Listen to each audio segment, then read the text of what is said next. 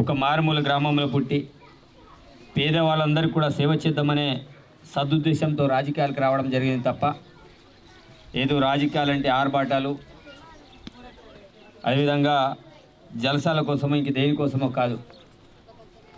రాజకీయం అంటే ప్రజలకు సేవ చేయడమే. ఈ ప్రాంత వాసులకు ఏవైతే అవసరమో ఆ అవసరాలకి తీర్చడం కోసమే రాజకీయం తప్ప వేరే దానికోసం కాదు. నాకేం లేదు. ఈరోజు నేను అందరి వాడిని, నేను కొందరి వాడిని కాదు. నేను అందరి కోసం పనిచేసే వ్యక్తిని. ఎవరైనా సరే పార్టీలకు అతీతంగా మీరు నా దగ్గరికి రండి, కుల మతాలకు అతీతంగా మీరందరూ నా దగ్గర రండి. మీ సమస్యల పరిష్కారం కోసమే నేను రాజకీయాలకు వచ్చా. మీ అందరికీ సేవ చేయడానికి నేను రాజకీయాలకు వచ్చిన. మరి రాష్ట్రంలో కూడా గడిల పాలన బదులుకొట్టి ప్రజా పరిపాలన ప్రభుత్వం ఏర్పడింది, ప్రజల ప్రభుత్వం ఏర్పడింది. ప్రజలందరికీ 24 గంటలు అందుబాటులో ఉండే బాధ్యత మాది. పొలిటికల్ అవేర్నెస్ రావాలని, నిజంగానే రావాలి. ఈరోజు రాజకీయ నాయకులు తయారు కావాలి. ఈరోజు రాజకీయ ప్రపంచాన్ని రాజకీయం అనేది శాసిస్తుంది. చట్టసభలో మన బీద పిల్లలందరూ వెళ్ళాలి. చట్టసభలో వెళ్ళినప్పుడే ఆ సమస్యలకు పరిష్కారాలు దొరుకుతాయి.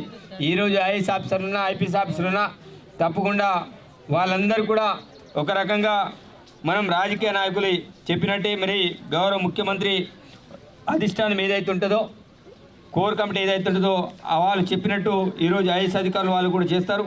కానీ పాలకులు అనేవాడు స్వార్థం కోసం రాజకీయాలు చేయడం కాదు. ఈరోజు ప్రజలకు సేవ చేద్దామని సొంత రాజకీయాలకు రావాలి. అదేవిధంగా తప్పకుండా వాళ్ళందరికీ ప్రజలు కోరుకునే విధంగా ఎవరైతే ఉంటారో వాళ్ళందరికీ నా సపోర్ట్ ఉంటుంది. అదేవిధంగా ఎడ్యుకేషన్ విషయంలో చాలామంది నిర్లక్ష్యం ఎవరు కూడా చేయకండి. చదువుకునే పిల్లలు చాలామంది ఉన్నారు, ఉద్యోగాల కోసం ఎదురు చూస్తున్నారు. తప్పకుండా ఈ లాస్ట్ వీక్ లేదా నెక్స్ట్ మంత్ ఫస్ట్ వీక్ కల్లా మెగా డిఎస్సి పడబోతుంది. ఆ కోచింగ్లో కూడా మీరందరూ కూడా ప్రిపేర్ కావాలి.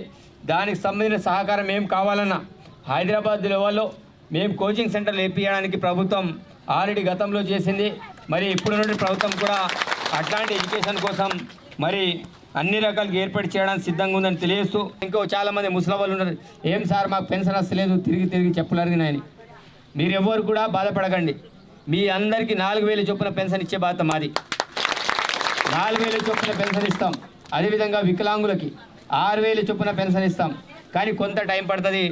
చాలామంది అనుకుంటారు ఇమీడియట్లీ కావాలంటే మేము వచ్చి 2 నెలలు కాలే. వచ్చిన వెంటనే బంగారు కోడిగుడ్డు పెట్టినట్టు ఇక్కడ డబ్బులేమో కేసీఆర్ మనకు దాచి పెట్టలే. అప్పులు గుప్పలుగా మారిండు. కనీసం నెల జీతం ఇవ్వనటువంటి పరిస్థితుల్లో రాష్ట్రం ఉంది. ఆయన గౌరవ ముఖ్యమంత్రి ముక్కుపోని ధైర్యం చేసి మరి అందరికీ వేతనాలు కూడా నెలకు ఫస్ట్ ఈసారి జనవరిలో 1వ తారీఖు నాడు అందరికీ వేతనాలు పడినాయి.